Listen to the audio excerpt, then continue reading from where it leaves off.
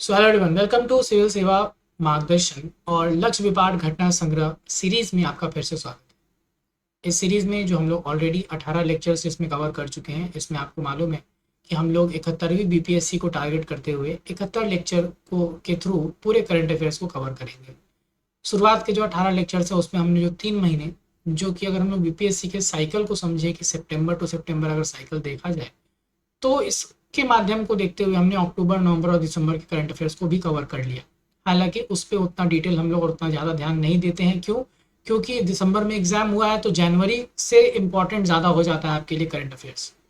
तो अब जो हम लोगों ने 19वां लेक्चर आज से शुरू किया है, जनवरी का पहला पार्ट लेकर हम आए हैं, तो आपके लिए कुछ नई चीज़ें हैं। सबसे पहला तो 10 वन लाइनर ऐड कर दिया गया है। पहला क्या ऐड कर दिया गया है? 10 वन लाइनर आपके लिए ऐड कर दिया गया है।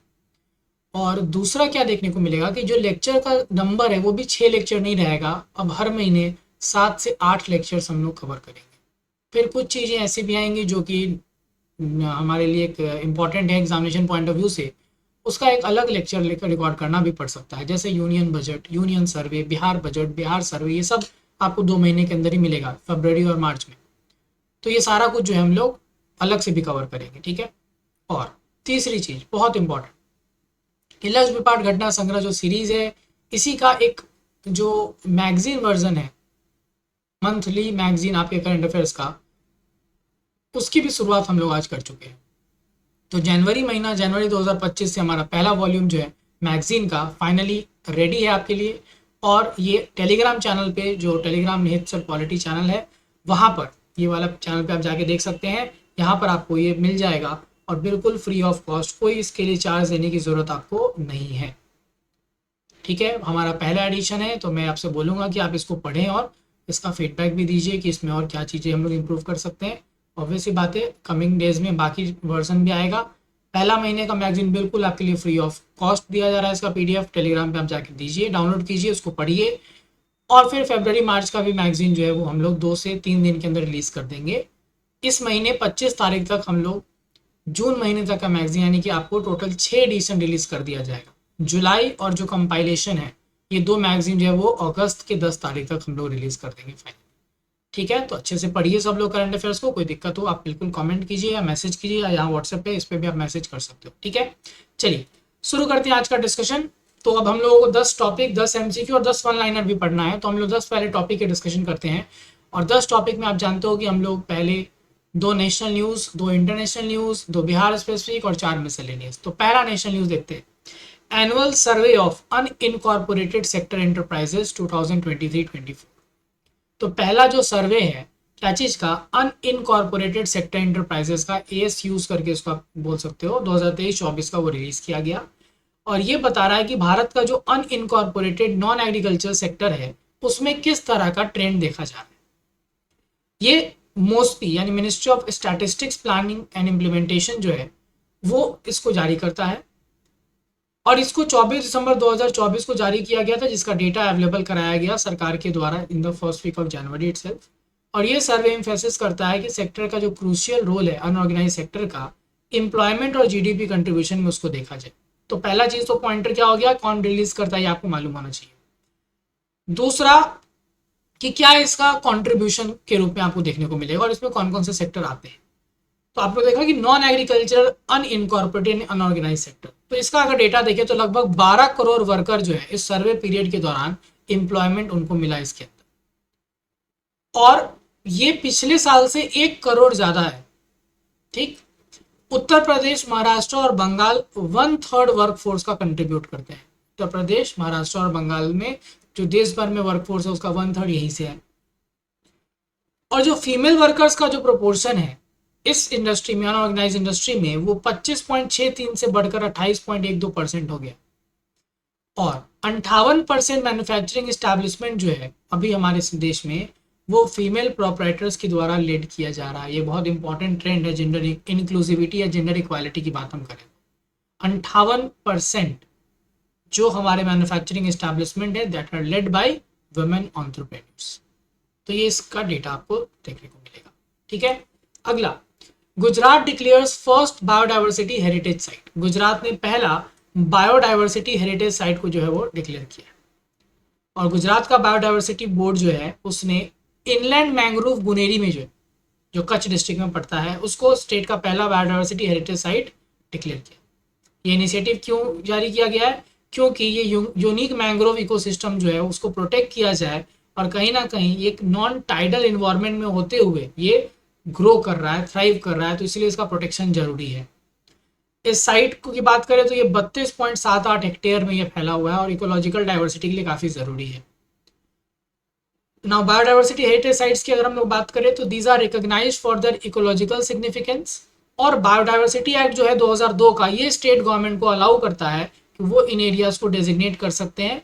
और फाइनली जो डिसीजन है वो एनबीए जो नेशनल बायोडाइवर्सिटी अथॉरिटी है वो इसके बारे में एडवाइस करता है सिलेक्शन और management of these sites.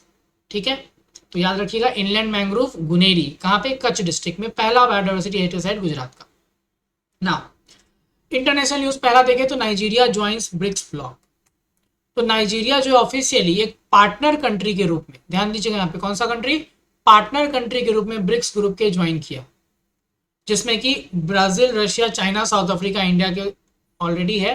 Plus BRICS plus की हम जब बात करेंगे तो इसका परमानेंट मेंबर से भी एक्सपैंड हुआ है, हम लोग अभी देखेंगे। ठीक है, आपको समझना है कि नाइजीरिया फुल टाइम मेंबर नहीं, पार्टनर कंट्री के रूप में ज्वाइन किया।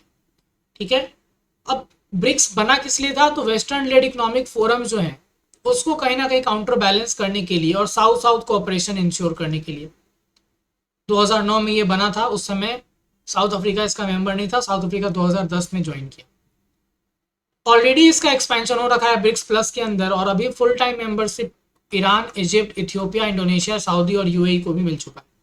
नाइजीरिया जो है वो 9th पार्टनर कंट्री बना है और पहले से जो पार्टनर कंट्रीज है वो है Belarus, Bolivia, Cuba, Kazakhstan, Malaysia, Thailand, Uganda और उज्बेकिस्तान।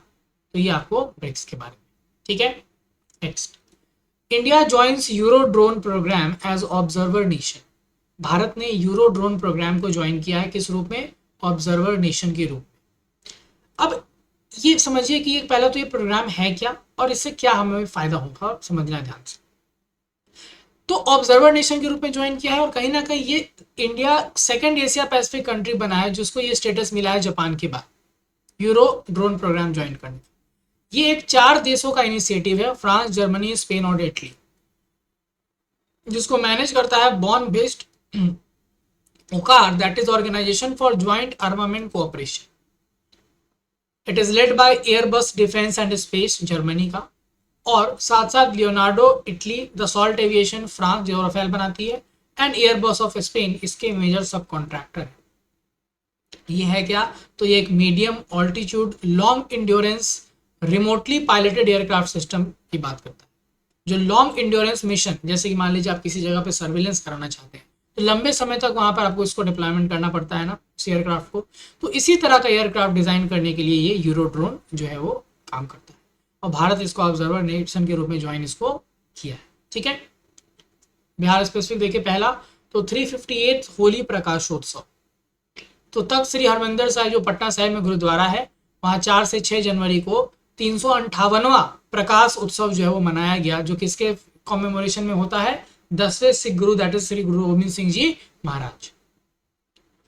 अगर उनके बारे में बात करें तो वो 10वें और आखिरी गुरु थे सिखिज्म में और बहुत बड़े फिलोसफर, पोएट, वॉरियर, राइटर और म्यूजिक एक्सपर्ट थे। इनका जन्म 22 दिसंबर 1666 को पटना में हुआ था और ये गुरु तेग बहादुर और माता गुजरी के पुत्र थे। 1699 में बैसाखी के दिन गुरु गोविंद सिंह ने खालसा सेक्ट की स्थापना की और 5 लोगों को, 5 बिलव्स को अमृत दिया। ठीक है, इन्हीं 5 बिलव्स को अगर बात करेंगे तो इसमें सारे क्लासेस से लोग मिलाकर इसमें इंक्लूड किए गए थे। ठीक है, तो यहाँ पे 358वां जो है वो प्रकाश उत्सव मनाया गया है, किसका? गुरु गोविंद साहिब जी का। ठीक है, नेक्स्ट है first citizenship certificate issued under citizenship amendment act in Bihar. तो बिहार में सिटीजनशिप अमेंडमेंट एक्ट जब लागू हुआ तो उसका पहला सर्टिफिकेट सिटीजनशिप का दिया गया है। ये किसको दिया गया, क्वेश्चन पूछ सकता है। तो ये इशू किया गया था सुमित्रा रानी शाह को, कहा कि भोजपुर की हैं, 3 जनवरी को दिया गया था और उनको ये उनका रजिस्ट्रेशन के लिए एप्लीकेशन किया था उसके बेसिस पे। ठीक है, तो सिटीजनशिप अमेंडमेंट एक्ट के अंदर बिहार में पहला सिटीजनशिप किसको मिला? सुमित्रा रानी शाह भोजपुर की। मिसलेनियस पहला देखें तो अगर क्रिस्टाइन कार्ला कंगालू, सो क्रिस्टियन कार्ला कंगालू रिसीव्स प्रवासी भारतीय सम्मान अवार्ड। तो जो हमारा प्रवासी भारतीय दिवस का सेलिब्रेशन चलता है उस दौरान प्रवासी भारतीय सम्मान भी दिया जाता है, और ये क्रिश्चियन कार्ला कंगालू को दिया गया है जो प्रेसिडेंट ट्रिनिडाद एंड टोबैगो के। ये रिकॉग्निशन उनका जो कंट्रीब्यूशन है क्या चीज़ में, पब्लिक अफेयर्स में, और उनका जो रोल है इंडिया की ग्लोबल रेपुटेशन को इन्हांस करने में, उसको कमेमोरेट करता है। और ये अवार्ड हमारा जो हाई कमिश्नर है इंडिया का उसके द्वारा दिया गया during the Republic day reception. ठीक है, और कंगालू की अचीवमेंट को ही हमने सेलिब्रेट किया 18th प्रवासी भारतीय दिवस कन्वेंशन जो भुवनेश्वर ओडिशा में हुआ था, जहां पे वो चीफ गेस्ट के रूप में भी आई थी। ठीक है, चलिए अगला है martyrs day observed on January 30। शहीद दिवस 30 जनवरी को मनाया गया, और ये हर साल 30 जनवरी को मनाया जाता है। उस दिन के दो इंपॉर्टेंट सिग्निफिकेंस आप समझिए। पहला कि ये महात्मा गांधी का डेथ एनिवर्सरी भी है, उसी दिन इनकी हत्या की गई थी 1948 में नाथुराम गोडसे के द्वारा। और दूसरा कि ये दिन एक रिमाइंडर के रूप में लोगों के लिए है कि जहाँ पर लोग फ्रीडम और सेक्रीफाइसेस के लिए जो हमारे काउंटलेस इंडिविजुअल्स के द्वारा दिया गया, जिनकी जाने गई, उस चीज़ को याद करने के लिए भी ये डे मनाया जाता है।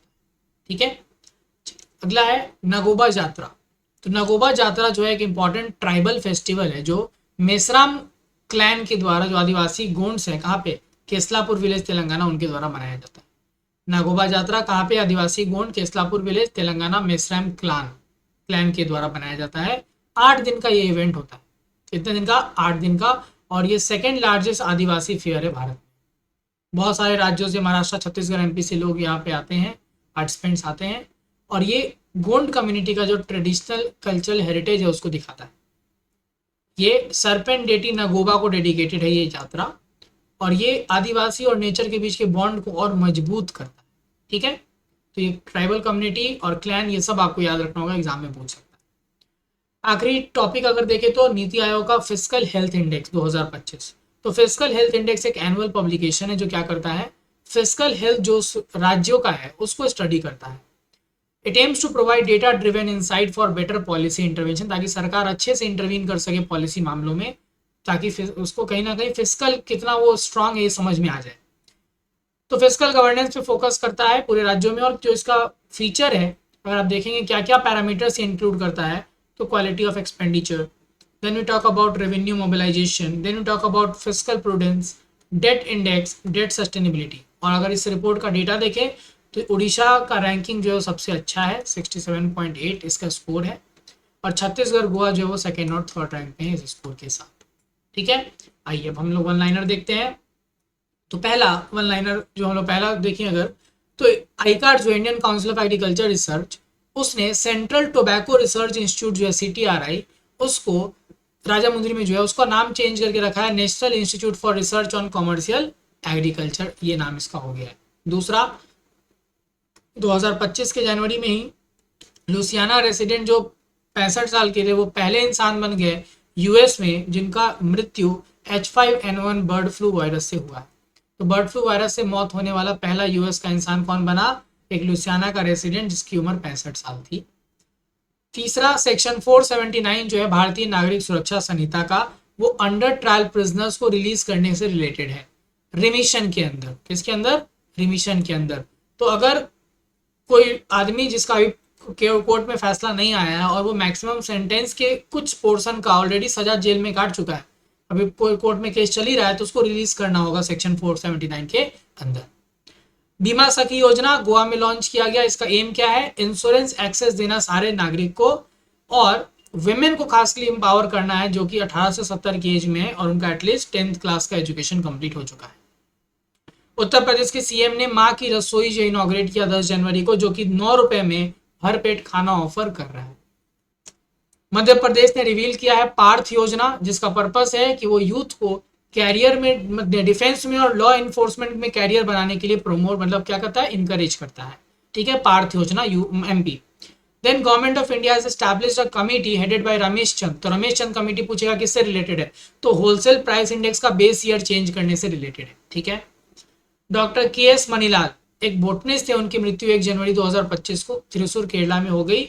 उनका कंट्रीब्यूशन बोटनी में कुछ ज्यादा था, खासकर his work on ancient manuscript Hortus Malabaricus, जिसका लास्टिंग इम्पैक्ट प्लांट रिसर्च के ऊपर आज भी देखा जाता है। तो KS मनीलाल, इनकी मृत्यु 1 जनवरी 2025 को हो गई, बोटनिस्ट थे। दिल्ली गवर्नमेंट ने पुजारी ग्रंथी सम्मान स्कीम जो है वो लॉन्च किया था, जो गुरुद्वारा के जो प्रिस्ट थे उनको फाइनेंशियल मदद करने के लिए दिल्ली सरकार का स्कीम था। Tamil Nadu has recently inaugurated a ground breaking glass bridge over the sea, enhancing connectivity between Thiruvalluvar statue and Vivekananda rock memorial in Kanyakumari. वहां पर ग्लास ब्रिज सी के ऊपर जो है वो बनाया गया है तमिलनाडु के अंदर। एक बहुत बड़ा अचीवमेंट ये माना जा रहा है। फिर यहाँ तक चलिए आइए क्वेश्चन देखते हैं 10। So considered the world's fastest high speed train CR 450, जिसमें 450 किलोमीटर पर आवर तक का स्पीड क्लॉक किया गया है, वो किस देश के द्वारा किया गया है? तो ये चाइना का अचीवमेंट है। To aid patients who fear needles, scientists created a syringe that uses shock waves for painless injection. ये IIT बॉम्बे ने इस नीडल फ्री टेक्नोलॉजी को शुरुआत किया है, जहां पे शॉक वेव्स के द्वारा पेनलेस इंजेक्शन की सुविधा दी जा रही है। विवाद से विश्वास, जो डिस्प्यूट टू ट्रस्ट, इसका मतलब हुआ ये स्कीम किस सेक्टर के इश्यूज को रिजॉल्व करने के लिए? तो ये टैक्सेशन के रिलेटेड है। किससे? टैक्सेशन से रिलेटेड कोई भी समस्या तो उसके थ्रू सॉल्व कर सकते हैं। तमु Losar festival is a new year festival of Gurung community. Gurung community जो है वो कहाँ पे? नेपाल में जो है वो तमु लोसार फेस्टिवल जो है वो मनाती है। ठीक है। एक नया प्लांट स्पीसीज स्टेलेरिया बेंगलिनेसिस जो है रिसेंटली पाया गया। इसका नाम, इसके ओरिजिन, मतलब इसका जो नाम है इसके ओरिजिन का क्लू देता है, तो आपको बंगाल समझ में आ जाएगा, वेस्ट बंगाल। 2025 में यूपी ने एक कल्चरल फेस्टिवल संस्कृति उत्सव जो है होस्ट किया। कौन सा हिंदी स्लोगन इस बार का थीम इसके लिए रखा गया था? तो हिंदी स्लोगन था क्या? हमारी संस्कृति हमारा पहचान, हमारी पहचान। ठीक है। एक न्यूक्लियर पावर फैसिलिटी है चश्मा नाम से, ठीक है, जो कि अभी बहुत ज्यादा हेडलाइन बना रहा था। ये पाकिस्तान में लोकेटेड है। ठीक है, कहाँ पे? पाकिस्तान में लोकेटेड है। संतोष ट्रॉफी, इंडिया का नेशनल फुटबॉल चैंपियनशिप जो है, जो स्टेट टीम्स के बीच में होता है, वो अभी कंप्लीट हुआ। किसने इस बार का संतोष ट्रॉफी जीता? तो ये संतोष ट्रॉफी जीता किसने? वेस्ट बंगाल ने। तो अगला क्वेश्चन है कि new report title business ready serves as a flagship publication for which international organisation. तो वर्ल्ड बैंक के द्वारा जो बिजनेस रेडी है वो एक रिपोर्ट टाइटल किया गया है। अगर आप बात करेंगे तो ये उसका एक पब्लिकेशन है जो कि आपको बिजनेस रेडी इन्वायरमेंट के बारे में एक हाईलाइट देता है। ठीक है। अगला है willow is the name of a cutting edge quantum processor launch in 2025। कौन से टेक जायंट के द्वारा इस क्वांटम प्रोसेसर को लाया गया है? तो इसको गूगल के द्वारा लाया गया। किसके द्वारा? गूगल के द्वारा। ठीक है। तो ये हमारा जनवरी का पहला लेक्चर था। आई होप आपको ये बहुत क्लियरली समझ में आया होगा अच्छे से। हम लोगों ने 10 टॉपिक, 10 MCQ और 10 वन लाइनर्स कंप्लीट किया। आपको जनवरी महीने का जो मैगजीन है वो आप यहाँ पर टेलीग्राम पे जाइए, निहित्सा पॉलिटी पे, और यहाँ से आप जाके डाउनलोड कर सकते हैं। ठीक है। चलिए कल मिलेंगे हम लोग जनवरी के सेकेंड लेक्चर के साथ। Thank you so much.